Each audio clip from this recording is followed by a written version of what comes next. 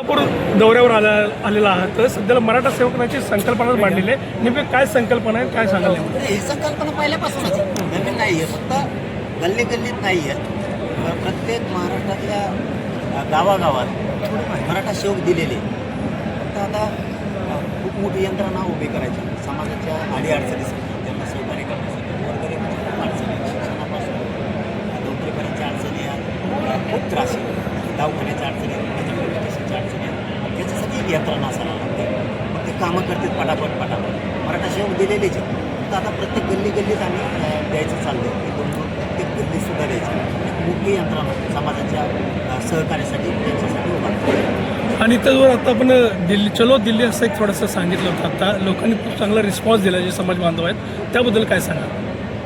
दिल्लीला तर तारीख डिक्लेअर होणारच आहे, परंतु यंत्रणा झाल्याच्या नंतर आता 6 महिने वर्ष निव्वळ यंत्रणा उभी करण्यात जाणार आहे. खूप मोठं विषय असल्यामुळे मुलात मला नाही सांगता आणि खूप मोठा विषय आहे. त्यामुळे ते बांधताना त्याच्यात लई वेळ जाणार आहे.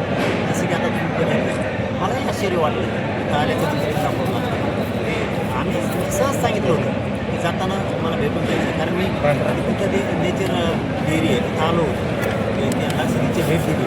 त्याचा खूप मोठा प्रकल्प आहे, त्याच्यात काय उत्पादन होतं आहे, काय गोरगरिबांना घेता येईल, शेतकऱ्यांना काय फायदा त्याचा होईल का. मग शेतकऱ्यांनी जर दुधाचा व्यवसाय केला तर शेतीला जोडधंदा दुधाचा व्यवसाय होऊ शकतो. ते शेतकऱ्यांनी घेतल्या पाहिजे. ते बघितलं त्याच्याकडे प्रोडक्ट खूप आहेत, भेंडीपासूनचे बरेचसे दुधाचे वेगळे वेगळे तुपाचे असे प्रोडक्ट समाजाच्या पोरांना जे काही व्यवसाय करता येतील. म्हणजे मी त्याच्यासाठी आलो होतो. तर आता म्हणलं आपण इंदापूरच्या बांधवांना भेटून जायचं. अशाने इतके लोक जमले इंदापूरचे.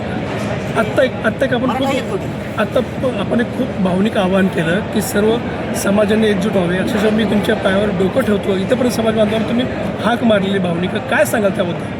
आज तर समाज खरंच मोठा करायचा जर असेल तर आपण निस्वार्थी असायला लागतो. आपण मनात जर काही स्वार्थ ठेवून काम करायला लागलो तर समाजाचं नुकसान होतं, समाजाचं वाटतं. निस्वार्थपणानं काम करणारे कोण या यंत्रणेत येणं गरजेचं आहे. आणि त्यांना जर कुणी घेत नसेल इमानदाराला तर त्यांनी डायरेक्ट आमच्याशी संपर्क करा ना, आंतरवाली मराठा सेवक म्हणून काम करायचं. पण काही जागेवर असं होऊ शकता, काही जागेवर असं होऊ शकतं की सोयीनुसारच मराठा सेवक निवडले जाऊ शकते समोरच्याचे. पण त्याला काम करायचं, त्याला हे जवळपण येऊ देत नसेल असंही होऊ. जर कोणाला तसं वाटलं तर हे काम करताना इमानदारीनं करणार आहेत तालुक्याचे मराठा सेवक, जिल्ह्याचे मराठा सेवक, हे गावागावात मराठा सेवक हे इमानदारीत होते. मग कोणाला वाटलंच मला करायचं होतं घेतलं नाही, त्याने अंतरवाली ते येऊन बोलू शकतो ते आम्हाला पण कामं करायचे. कारण आपल्याला सगळ्याला मिळून समाजालाच मोठं करायचं, समाजाची सेवा करायचं, काम करायचं. त्यामुळं आता ती ही मोहीम सुरू झाली आणि होईल. मध्यंतरी एक महत्त्व सांगितलं की सातारा जिल्ह्यातलं जे गॅजेट आहे त्याचा पश्चिम महाराष्ट्राला फायदा होईल असं आपण बोलताना सांगितलं. काय सांगाल नेमकं? काय होतं आहे, 1 महिन्यात सातारा संस्थांचा गॅजेटियरचा JR काढू असं सांगितलं लागू. त्यांना किती इमानदारी पाहिजे आता आमच्या अंगात. 8 महिने झाला मी दमत धरला, सरकारवर विश्वास ठेवला, उपसमितीवरती विश्वास ठेवला. पण उपसमितीला जर कामच करायचं नसेल तर त्या उपसमितीचा उपयोग तरी काय? त्याच्यापेक्षा सेपरेट मंत्रालय स्थापन झालेलं परवडतं आहे मराठ्यांसाठी. मराठा आणि कुणबी असं प्रत्यक्ष एक वेगळं मंत्रालय स्थापन केलं तर पूर्ण वेळ ते मंत्रालय समाजाच्या अडीअडचणीसाठी काम करतं. उपसमिती त्याच्यासाठीच होती की मराठ्यांच्या अडीअडचणी सोडवायच्या. मग सारथीतून मराठ्यांच्या विद्यार्थ्यांना शिष्यवृत्ती आहे का, नाही तर देणे, हे काम उपसमितीचं आहे. किती पोरांची शिष्यवृत्ती थांबली, महामंडळाच्या अंतर्गत किती परतावे थांबले, हे त्यांचं काम. किती कुणबी प्रमाणपत्र निघाले, नोंदी निघाल्यात तर का कुणबी प्रमाणपत्र देत नाही, महाराष्ट्रातल्या प्रत्येक जिल्ह्यात किती व्हॅलिडिटी थांबल्या, हे उपसमितीचं काम. त्या ताबडतोब द्या. पोराला ॲडमिशन आहे, पोरांच्या आयुष्याचं वाटवं नाही झालं पाहिजे. उपसमितीचं हे कर्तव्य असतं की गोरगरिबांच्या लेकरांच्या आलेल्या अडीअडचणी सोडवणं. पावर त्यांना उपसमिती म्हणून मंत्रिमंडळानं का दिली?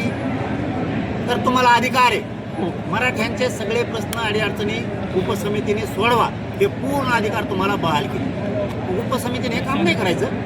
सातारा संस्थांचे JR काढायचं, हैदराबाद गॅझेटियरचे प्रमाणपत्र द्यायचे, त्यानुसार हे काम करायचं. मराठा समाजावर केसेस झाले, ते गुन्हे मागं घेणं हे उपसमितीचं काम आहे.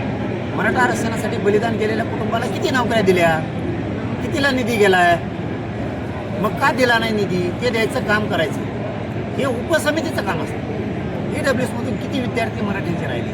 उपसमितीने नाव कमवायचं असतं. मराठा समाजाचे प्रश्न सोडून उपसमितीनं मोठा झेंडा ठोकायचा असतो. आम्ही गोरगरिबांच्या अडचणी उपसमितीचे अध्यक्ष झाल्याच्या नंतर सोडल्या. ते नाव कमवायचं असतं. नाव कमवायचा चान्स आलाय, पण उपसमितीचा अध्यक्ष ते नाही करत. विकृत विचार असणाऱ्या लोकांना विशेष निमंत्रण देऊन भेटायचं आणि त्यांना मराठ्यात झुंज लावायची. याच्यासाठी उपसमिती नसते. मराठ्यात वादा लावायचे, वातावरण खराब करायचं. मराठा समाजाचे अभ्यासक काही समन्वयक म्हणतायत ही उपसमितीची बैठक मराठवाड्यातली तो वेळ नाही, पण विकृत विचाराच्या लोकांना बोलवायचं आणि त्यांना विशेष निमंत्रण देऊन त्यांच्या संग गप्पा मारायच्या. मराठ्यांचं काम करायचं आहे. मी नाही सांगू शकत. गरिबांना आशा आहे उपसमिती काम करेल म्हणून. गरिबाला आशा आहे की आम्ही काम करू म्हणून. मी समाजाचे प्रश्न सोडवल ही समाजाला आशा आहे आणि सोडत नसते तर मी नाही का बसू शकत. खूप मोठं आंदोलन उभा राहणार. तर यांनी मराठा आरक्षणासाठी बलिदान केलेल्या कुटुंबाचे प्रश्न जर मार्गी नाही काढले, सातारा संस्थांचा JR नाही काढला, यांनी हैदराबादचा JR कडून काढला, त्याचे प्रमाणपत्र जर नाही दिले, यांनी 58 लाख नोंदी निघाल्या, त्याचे सगळ्यांचे प्रमाणपत्र जर वितरित नाही केले, जेवढ्यांना प्रमाणपत्र दिले त्यांच्या जर व्हॅलिडिटी दिल्या नाही,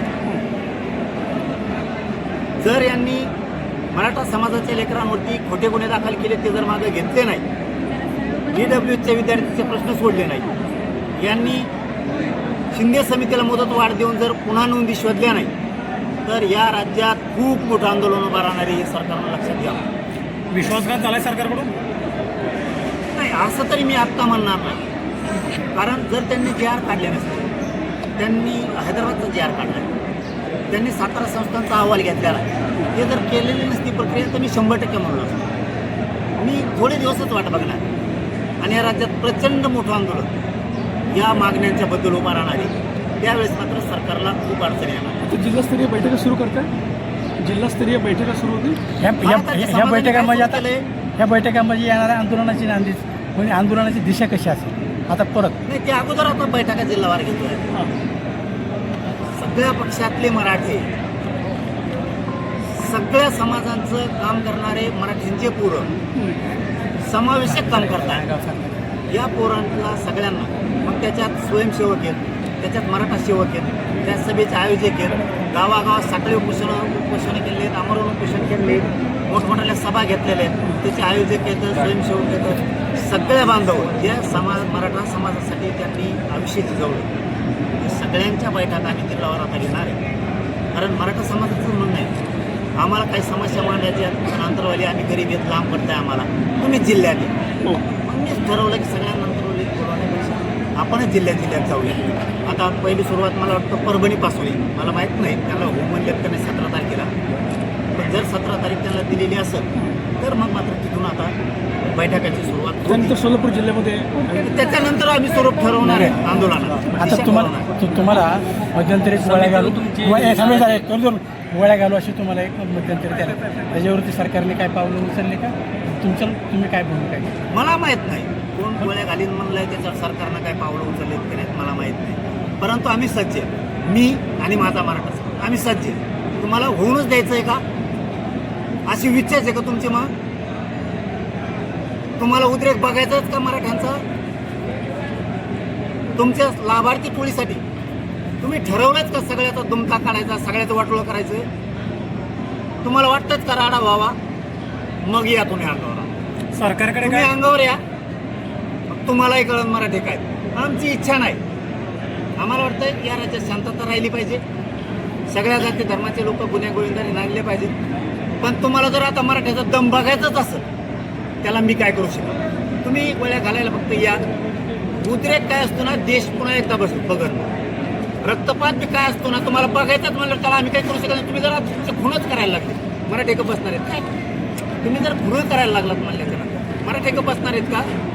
संतोष देशमुखांचा क्रूरपणानं हत्या केली, आता काय आम्ही हत्या बघायला तयार नाही. आता तुम्हाला वाटतंच ना होऊन जाऊ दे, तर तुम्ही या, तुम्हालाही कळण तुमचं नामोनिशाण मिटतंय का? सरकारकडे काय विशेष सुरक्षेची मागणी करणार? मराठा सुरक्षा करायला खंबीर आहे. गावागावात पावलं मराठी येतं. अर्धा महाराष्ट्राचा अर्ध्यापेक्षा जास्त आम्ही एकटेच कुठं येईन मारणार, कुठं ते येशील तिथं ते गाव जर तो असेल तर पुढचं गाव लगेच आमचं मराठी. गोटे घेऊन मराठी रस्त्यावर घेऊन कुरडीच घेऊन येणार. तू गोळ्या घेऊन येणार म्हणलं आम्हाला कुरडी टोचला लागतील ना. शासन संरक्षण तर करावं लागेल ना. तर तुमच्या हाताने मरायचं आम्ही मरायचं, तुमची जिरवावतो लागेल. तू कुठं ये रे, तू राज्याच्या कोपऱ्यात कुठेही तुम्हाला पळून सुद्धा देणार नाहीत मराठी, पळून पण नाही देणार. याची धमक्या येत आहेत ते कोणाच्या जोरावर येतात काय काय आहे? ते नरकासूर आहे तिकडे बसलेला. परळीतला नरकासूर काय करतो, त्याला ती सवय लागलेली. वातावरण हमेशा पेटतं ठेवायचं तरच राजकारण होतं. मग ती एक लाभार्थी टोळी, ते खरजुले कुत्रे आहेत, केस गेलेले कुत्रे आहेत बघा खरजुले, कवा बी असे पायाने खाजीत असतात. त्यांना ती सवय लागली, ते नरकासुराने पाळलेले. ते काय करते लाभार्थी टोळी, ते लाभार्थी टोळी त्यांच्याही चांगल्या समाजाला अडचण आहे. कोण आहे तुम्हाला कसं आता सगळ्या दुनियाला माहिती, त्याचा धंदाच ते गुन्हे घडून आणणे, लोकांच्या जमिनी हडपणे, प्लॉट हडपिणे, गुन्हा करणे. बघा की तिकडं तुम्हाला कोणत्या महाराष्ट्रातल्या लोकांना माहिती परळीत कसा नरकासूर बसलाय सगळ्यालाच माहिती. महादेव मुंडेचा खून करणे, संतोष देशमुखांचा खून करणे, असे शेकडाने खून केले त्यांनी. त्यांचं दुखणं काय आहे? त्यांचं दुखणं असं आहे की त्यांची मनमानी चालत होती. त्यांचं ना माज मस्ती रस्त्यावरती चालायची आणि ती पुरी मुडीत काढली. मराठी छाती फुगून रस्त्यानं चलते राहत, आणण्याच बंद करून टाक. त्यांचा माजच उतरला आहे त्या टोळीचा. त्याच्यामुळे ते असे ना माझ्यावर दात खाते. यांनीच सगळं केलं, त्यांची सवय होती. आम्ही सांगतो तेच करा, आम्ही सांगितलं इकडं मतदान करा करायचं, आम्ही सांगितलं ते वावरात जाऊ नको नाही जायचं, आम्ही सांगितलं ते व्यवसाय करू नको नाही करायचं, आम्ही सांगितलं ते टेंडर घ्यायचं नाही घ्यायचं, आम्ही सांगितलं तिथं अधिकारी आमचाच पाहिजे तोच पाहिजे. यांची मनमानी चालत आणि ती मोडून काढली. हॅट म्हणलं ती बात चालणार नाही, गोरगरीबावर अन्याय करायचा नाही, छाती ठोकून उभा राहिलो गरिबाच्या पाठीशी. अन्यायमुक्त केला बीड जिल्हा, पूर्ण महाराष्ट्रात सुद्धा ह्यांचा अन्याय अत्याचार मोडून काढला आहे टोळीचा आणि ते जेलमध्ये सडतंय बघा. त्याच्यामुळं त्यांना वाटतं याने आपलं कार्यक्रमच केला. आणि मी जे आणखीन बोलतेत ना, यांचा टप्प्यात आला कार्यक्रमच वाचणार मी सोडत नाही. मिली विचित्र आहे, अस्सल मराठा आहे, 96 जातवाने मराठ्यांची खात्यावर जबाबदारी घेतली ना, पण त्यांनी कडीलाच नेणारे भेटच नाही. गोरगरिबांच्या लेकरासाठी लढतोय म्हणून यांना मला मारायचं. मी गरिबांची इमानदारीने काम करू नये, चूक आहे माझी. इमानदारीने जातीसाठी काम करू, जातीचे लेकरं बाळ मोठे होय, चूक आहे माझी. यांना वाटतं येते मराठी मोठी करू, मग याला मी संपलो. तो आहे बापाची पेढे होय, तू ये, मी मराठी मोठे करणार आणि मराठी मला उघडं पडू देत नाही. एका रात्रीत हात दिली ना, दुसऱ्याची 100 एकर उभं राहा जागा. खरं तर तुम्ही आजचा दौरा एक उद्योजकांकडून आलाय, असं तुमचं आता होते का आंदोलनाची दुसरी एक सामाजिक दिशा की मराठा युवकांनी उद्योजकांकडे वळावं? तुम्ही काय मार्गदर्शन करा? नक्की नक्की. मराठा समाजानं आरक्षण दिलंय, आता नोकऱ्यात जा, शिक्षणात जा, योजना सगळ्या घ्या, तुमचे लेकरं बाळं उच्च शिक्षण द्या, तिकडं अधिकारी बनवा. दुसरं काम, मी बऱ्याचशा प्रकल्पाला भेटी देतो राज्यात, बऱ्याचशा देणार.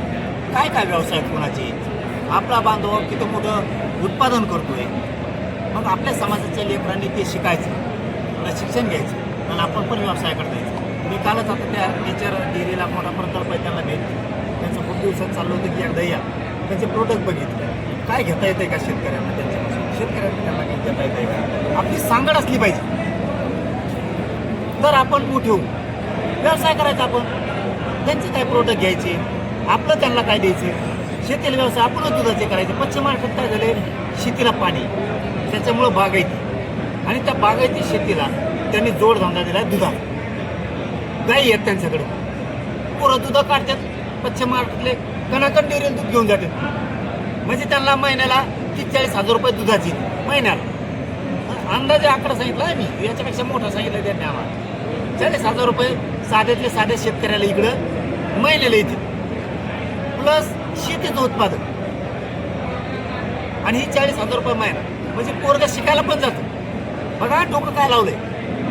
विदर्भ, खानदेश, मराठवाडा आणि कोकण शिका. त्यांनी काय डोकं लावलं, पोरगा सकाळी आंघोळ लवकर करतोय, शाळेत जाताना आई बाबा दुधाच्या कॅनी काढून ठेवते दूध, पोरग शाळेत जाताना कॅनी घेऊन जाते, ते दूध डेअरीला विकते, वालेत पण करतं 40,000 रुपये महिन्याला पण कमी, वापस येताना त्या कॅनी घेऊन येतो, घरी येतो कपडे बदलतो, संध्याकाळचं दूध काढलेलं आई बापाने पुन्हा डेअरीला घेऊन जातात पोरग, तर आई बापा शेतातलं काम करतात, चारा करतात गाईला, म्हणून त्यांच्यात प्रगती झाली. जळायचं नाही, जळायचं नाही पश्चिम महाराष्ट्रावर, घ्यायचं. ह्या मानसिकतेतच गेलो आपण. पश्चिम महाराष्ट्रात आमकं आहे, मराठवाड्यात तमकं नाही, विदर्भात आमकं मिळत नाही. आपण हे शिकायचं, विरोध नाही करायचा. पश्चिम महाराष्ट्राने पाणी दिलं म्हणून ऊस झाला, त्या शेतीला व्यवसाय दूध दिलं, आपण सुद्धा तिकडं पाणी घेऊ विदर्भात, मराठवाड्यात. कारण आपल्याला वेगळे अंग टाकून चालणार नाही, आपलं सगळं रक्तमासाचे माणसं आहेत आपण. विदर्भ, खानदेश, मराठवाडा, पश्चिम महाराष्ट्र, आपण रक्तमासाचे लोक आहेत. विरोध नाही करायचा, शिकायचे एकमेकांना. तिकडे पाणी घेऊ, बागायती करू, गाईचा व्यवसाय करा, पोरं दुधातून काही उत्पन्न होईल, काही दुसऱ्या व्यवसायात जा. आपण अशी प्रगती राज्याची 100% घडून आणू. मी खूप प्रकल्पाला आता भेटी देणार, फक्त आपण एकमेकांचं शिकू. थँक्यू थँक्यू दादा. थँक्यू. एक मिनिट. सगळे 2 मिनिटं बाजूला.